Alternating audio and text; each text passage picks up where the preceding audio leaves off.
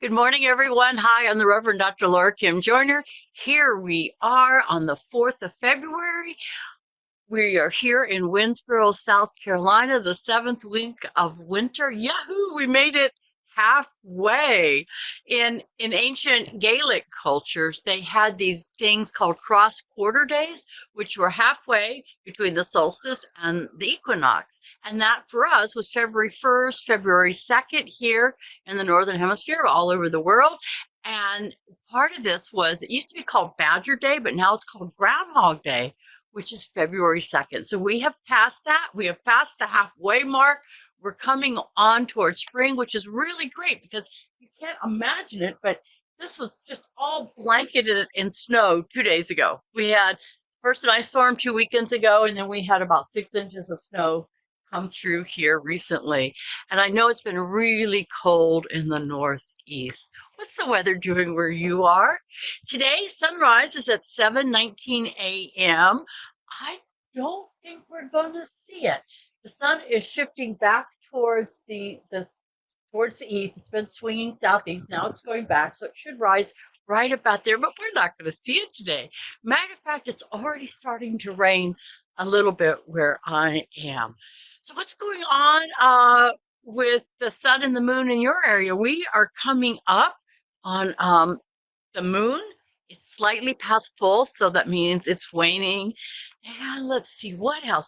What about the birds in your area? South Carolina has reported some unusual birds, not so unusual. The golden eye has been seen here, snow geese, and our sandhill cranes are still in Columbia.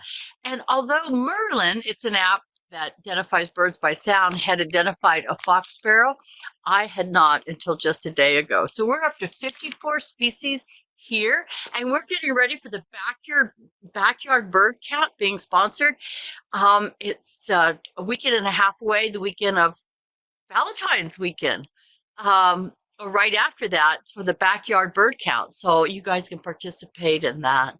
So as I said, we are in Winnsboro, South Carolina. This was the home of the Catawba indigenous people. They once hunted this land. They said this was hunting territory right where our um, retreat center is right now. They aren't as numerous as they used to be. There's still a reservation here. They're still a vibrant people, but their numbers through colonization has definitely gone down. And the Carolina parakeet is no more. It used to be throughout these lands. And to honor this bird and to celebrate the sound of this bird's feathers that were once here, I got my first half of a Carolina parakeet tattoo. I'll show it to you when it's all colored in. This was just last week. And the Carolina parakeet is extinct, but the beauty of that bird is lives on in our memories and in sharing its DNA and molecules with this world. So our reading for today comes from the movie Groundhog Day. And our main character, Phil, is doing a reading, about to say, did the groundhog see their shadow or not? And I understand that the groundhog in Philadelphia did see the shadow. So we're coming into more winter. When Chekhov saw the long winter, he saw a winter bleak and dark and bereft of hope. Yet we know that winter is just another step in the cycle of life. But standing here among the people of Poxitani, and I want to say standing here amongst the trees and the rain and the beauty and the melting snow and basking in the warmth of the beauty and the warmth of the hearts of people. I couldn't imagine a better fate than a long and lustrous winter. I did adapt that from what's in the movie to pertain to here. So last week we spoke of winter and the dark night of the soul. Well, what is wondrous in winter, as Phil says, the hero in Groundhog Day? What if the winter days just kept going on and on and on? There's deep cold and a lot of icy and snowy precipitation in the Northeast, and it's a long, hard winter. And we've certainly had about 2 weeks of coming through really cold weather here as well. What if those days just kept on and on, where you have to stay close to the house, or maybe even inside the house? The same thing happened to Phil in the movie The Groundhog Day. He got a blizzard, trapped him into this town, and he kept getting up every day and he was reliving the same day over and over, and it was cold and it was bitter and he couldn't get out of the winter trap.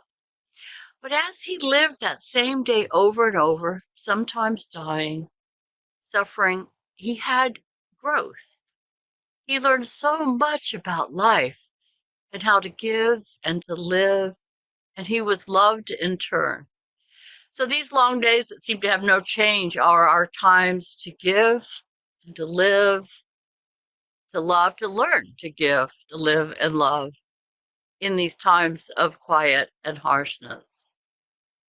Let us not keep repeating the same day over and over again, repeating the history of harm that our kind can do to others in this world. It's a chance to learn. We can say, yeah, I'm going to learn a little bit today.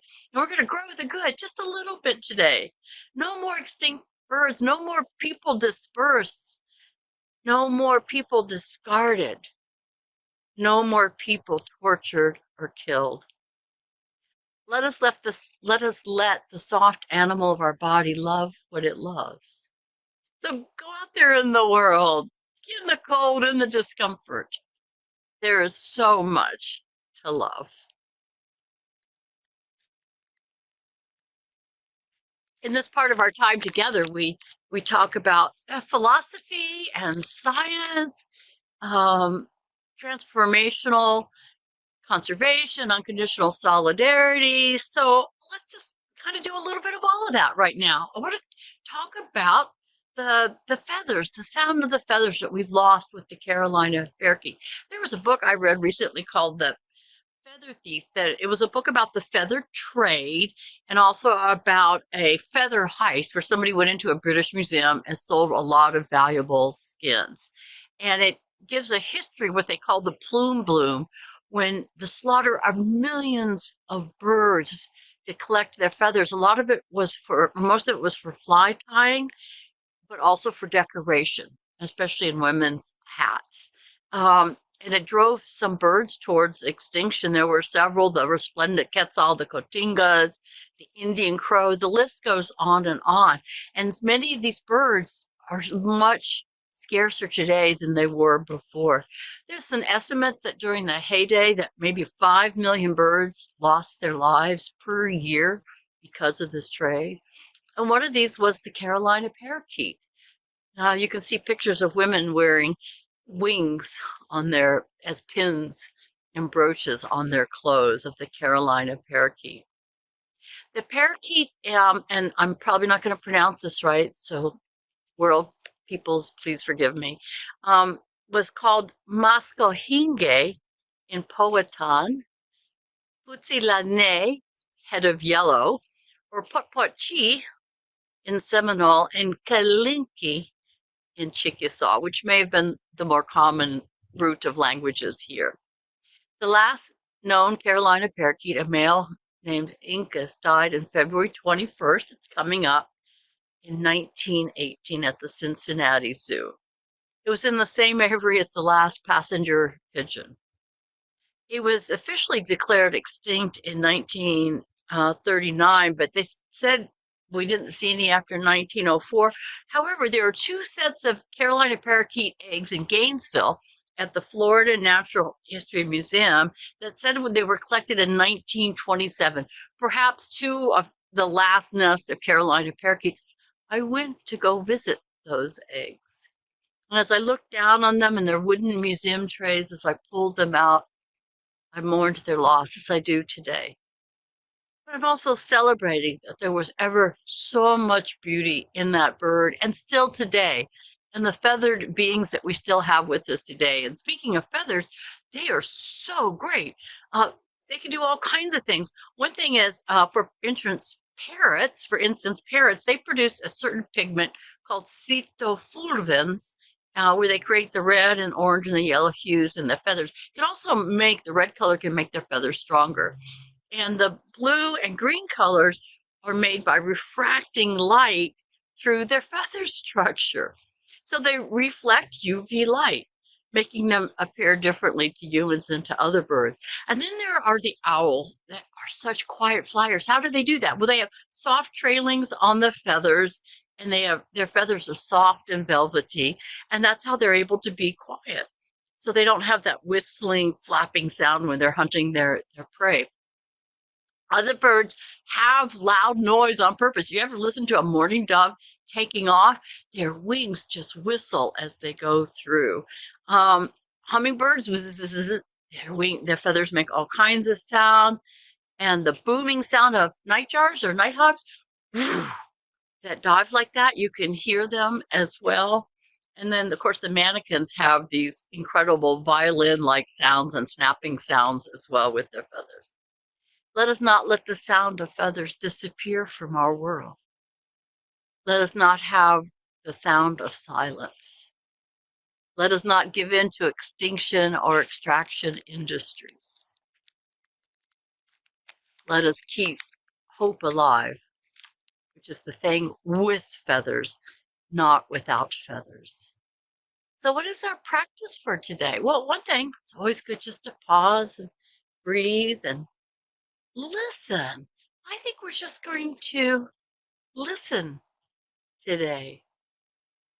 The sound of silence, the sound of feathers that perhaps we can't hear, no birds close to our ears, the sound of bird call, the sound of our own heart.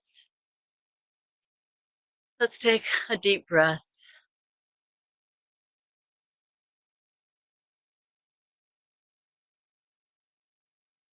and just listen.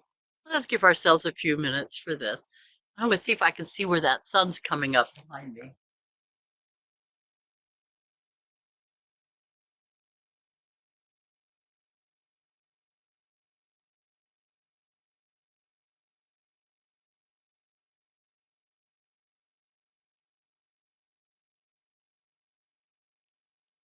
No sign of the sun. We're pretty socked in over there, still sprinkling a little bit here. We take a turn being silent so that the silenced might be given a voice and a place in our lives. So, what are our questions for the week?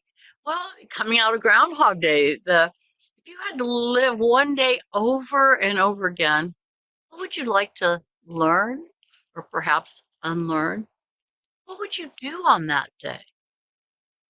What would you have others do together so that we could learn enough to live with more peace and flourishing for more beings? What would be some of the things that would be fun to repeat every day? So, for our closing, hope is the thing with feathers. And in the poem, the original poem says, and it never asked a crumb of me. But birds do ask more than just our crumbs. They ask us to learn to give, to live, and to love. Announcements next week. We'll be meeting again here on Wednesday morning. We're going to try to begin a new podcast called The Unfeathered Truth. It's just a practice run. We want your comments about, well, what kind of podcast would you like? What shall we do? We have the Solidarity, the Unconditional Solidarity campaign coming up in Honduras. Check out the One Earth Conservation website to be a part of that and the online program. And as I said, the Great Yard Bird Count is coming up in mid-February. And until then, we'll see you next week.